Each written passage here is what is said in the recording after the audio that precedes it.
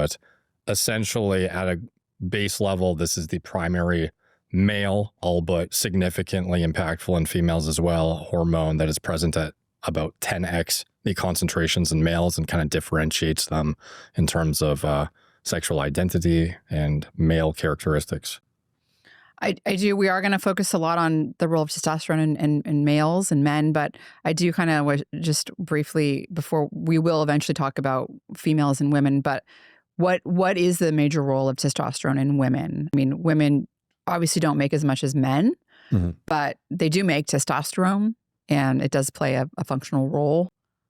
Yeah, and like, again, it's a non-exhaustive list that I just presented. Like, the list extends beyond into erythropoiesis, the production of red blood cells, intratesticular testosterone production, absolutely critical for fertility as well.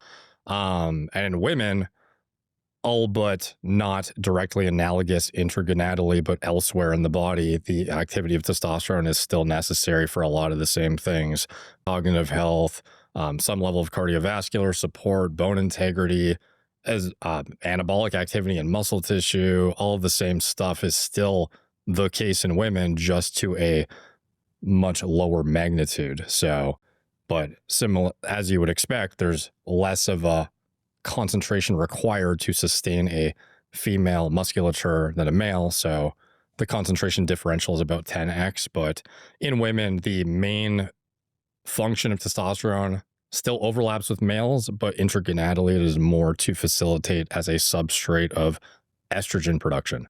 So getting that sufficient amount of aromatization into estradiol, but also the conversion into estrone, which then turns into estradiol as well, to facilitate all of the female fertility facilitated processes.